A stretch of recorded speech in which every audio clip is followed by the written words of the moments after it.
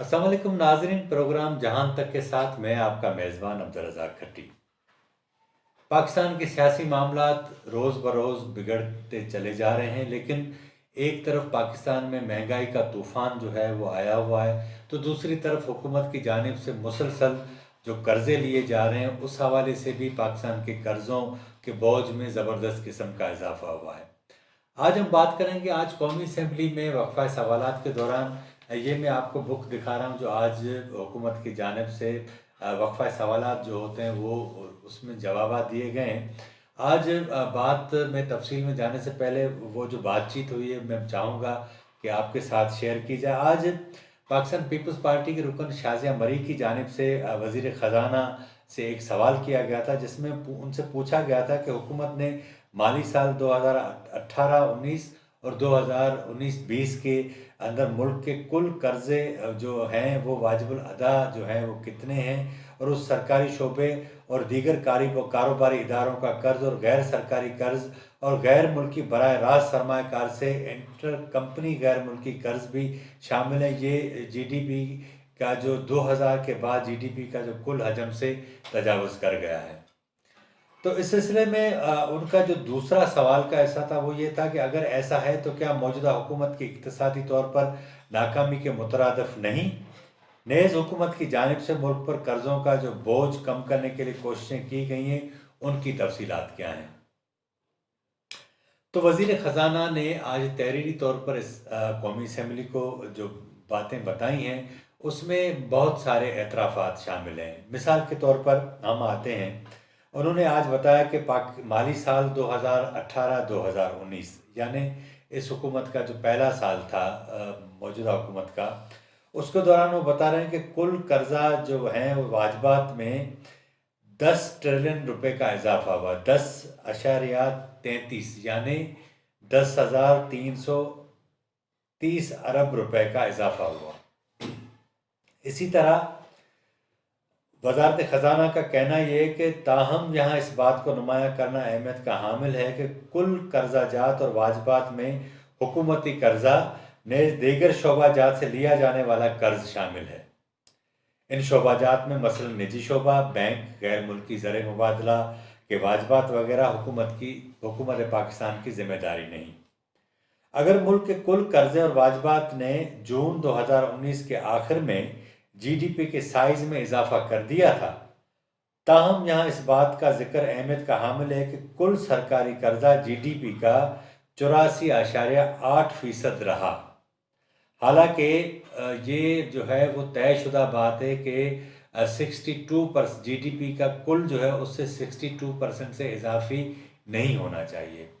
यही मौजूदा हुकूमत जब इसहाक डार वज़ीर ख़जाना थे तो उन्हीं दिनों में जब उन्होंने धरना लगाया, उसके बाद जब धरना ख़त्म किया तो उसके बाद जब वो ऐवान में आना शुरू हुए तो यही बात वो कहते रहते थे कि 62% जीडीपी का जो है उससे ज़्यादा कर्ज़े क्यों बढ़ गए। लेकिन इस बार ये इन किताब में ये एतराफ़ कर रहे हैं कि 84.8% जो हैं वो जीडीपी से कर्ज़े तजावज़ कर गए हैं। अच्छा, आगे आगे वो ये वजारत ख़जाना बता रही कि साल 2000 के आखिर में इस तरह की सूरत पैदा हुई थी, लेकिन उन्होंने ये भी कहा है कि गुज़िश्ता बरस जीडीपी का जो हजम है उसके अंदर भी इन्होंने इजाफा किया था। तो इसका मकसद ये कि अगर वो वहाँ इजाफा न होता तो ज़ाहिर बात है कि ये जो है तजावुज़ 84% है, इससे भी ज़्यादा हो जाता। अब आते हैं आगे, साल 2000 के आखिर में ये बताया जा रहा है कि कुल कर्जा जात और वाजबात में 10.33 ट्रिलियन रुपए के इजाफे में माली साल 2018-19 के दौरान कुल सरकारी कर्जे का जो हिस्सा था वो 7 ट्रिलियन और 7.75 ट्रिलियन रुपए था। यानी कुल सरकारी कर्जे में इजाफे की जो तफसील दी गई वो इस तरह है। वो बताते हैं कि 3.44 ट्रिलियन रुपए माली खसारा सरमाए में लगाने के लिए गए। 3.03 ट्रिलियन रुपए की जो कदर थी कम की गई उसके ऊपर खर्च किए गए, यानी 3,300 अरब रुपए। इसी तरह 1.28 ट्रिलियन रुपए بوجہ حکومت کے کیش بیلنسز میں اضافہ اور طویل میعاد بانڈ سے متعلق جو اکاؤنٹنگ پالیسی تھی اس میں خرچ کیے گئے۔ اچھا، اب وزارت خزانہ آگے بتا رہی کہ حکومت کی جانب سے لیے گئے اصل قرضہ جات کی جو مالیت سال 2018 اور 19 میں تھی، وہ ان کے بقول 3.44 جو ہے وہ ٹریلین روپے تھی۔ اب آتے ہیں دوسری طرف، وزارت خزانہ بتاتی ہے کہ حکومت کو انتہائی چیلنجنگ مائکرو اکنامک صورتحال ورثے میں ملی تھی، جہاں مالی خسارہ اور قرضہ جات اپنی بلندیوں کو چھو رہا تھا۔ اس صورتحال مزید خرابی غیر ملکی زر مبادلہ کی کمی کی وجہ سے آئی، جو پاکستانی روپے کی قدر میں تیزی سے کمی کے اوپر جو ہے وہ منتج ہوئی، اور افراط زر کے دباؤ نے سخت مالی پالیسی اپنانے پر مجبور کیا، جس کی وجہ سے قرضوں کی سطحوں اور سروسنگ لاگت میں خاطر خواہ اضافہ ہوا۔ تاہم حکومتی محصولات کو زیادہ سے زیادہ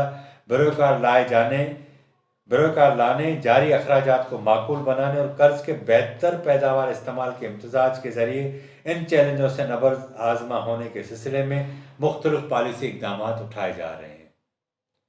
سوال یہ ہے کہ اگر آپ کو IMF کے پاس جانا تھا اور اسی کے نتیجے میں پاکستان کی کرنسی کی جو حیثیت کم کی گئی، ویلیو کم کی گئی، اس کے نتیجے میں 1300 ارب روپے قرضوں کا اضافہ ہو گیا، لیکن حیران کن بات یہ ہے کہ آپ کی جو برآمدات ہیں اس میں بھی کوئی اضافہ نہیں ہوا۔ ایک طرف ملک کی ایک طرف مالی صورتحال یہ ہے کہ آج جو ہے وہ پارلیمانی سیکریٹری زین قریشی ہیں، انہوں نے کہا ہے کہ ان کی معلومات کے مطابق ملک کے اندر کوئی نیا منی بجٹ نہیں آ رہا، لیکن سوال یہ ہے کہ شبر زیدی صاحب، جن کو بڑی جو ہے وہ تگ و دو کے بعد ان کو راضی کر کے چیئرمین FBI لگایا گیا، اب کہا جا رہا ہے کہ وہ بھی مشیر خزانہ کے ساتھ معاملات نہ بننے کے باعث ایک طویل رخصت پر چلے گئے ہیں۔ کیونکہ پاکستان کا جو سب سے بڑا ایشو اس وقت مالی بحران ہے، اور نتیجے میں مارکیٹ کے اندر ایک ایسا خوف کریٹ کیا گیا کہ پاکستان کے جو سرمایہ کار تھے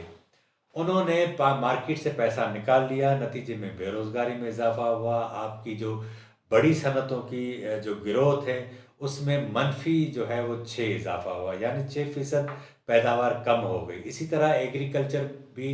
کے اوپر بھی منفی جو ہے وہ اثرات ہوئے۔ حال ہی میں آٹے کا جو بحران پیدا ہوا اور اس کے بعد اس کو کوشش کر کے حل کر لیا گیا، لیکن ان چند روز کے دوران یا 1-1.5 ہفتے کے دوران جو ہم نے دیکھا کہ مختلف جو مافیاز تھے ان کی جیبوں میں اربوں روپے چلے گئے، اور وہ پیسے عام آدمی کی جیب سے نکالے گئے۔ اسی طرح ہم دیکھتے ہیں کہ چینی جو مہنگی ہوئی، تو آپ اندازہ کریں کہ چینی یہ وہ مہنگی ہوئی ہے جو آلریڈی ان کے پاس اسٹاک شوگر مل مالکان کے پاس پڑا ہوا تھا، اور کہا جاتا ہے کہ 153 ارب روپے اضافی عوام کی جیبوں سے نکالے گئے، اور یہ میں نے اور آپ نے پیسے دیے، اور یہ ان مافیاز نے لیے جو اب حکومت کے ساتھ ہیں۔ اس وقت تو صورتحال تو یہ ہے کہ پاکستان کی جو موجودہ حکومت ہے، وفاقی حکومت، اس میں 2 ایسے لوگ شامل ہیں جن کا پاکستان کی شوگر انڈسٹری کے اندر 40% حصہ ہے، نواز شریف کی اور سندھ میں آصف علی زرداری کی شوگر ملیں تو ابھی بند پڑی ہوئی ہیں، تو ظاہر بات ہے کہ یہ پیسے تو ان حکومت کے جو لوگ ہیں ان کی جیبوں میں گئے۔ تو اب ایشو یہ ہے کہ ایک طرف مہنگائی کم ہونے کا نام نہیں لے رہی، دوسری طرف قرضے بڑھتے جا رہے ہیں، تیسری طرف بے یقینی کی صورتحال اور سیاسی جو عدم استحکام ہے اس میں اضافہ ہوتا جا رہا ہے۔ اب کہا یہ جا رہا ہے کہ پہلی بار مسلم لیگ نون کو اور اپوزیشن کی دیگر جماعتوں کو کچھ شرم اور کچھ حیا، کچھ غیرت محسوس ہوئی ہے کہ اب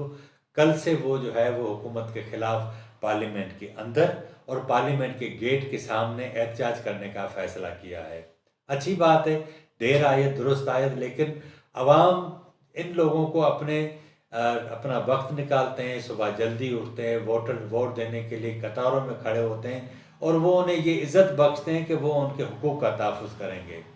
پاکستان کی موجودہ حکومت اور موجودہ وزیر اعظم نے جتنے خواب اس ملک کے عوام کو دکھائے،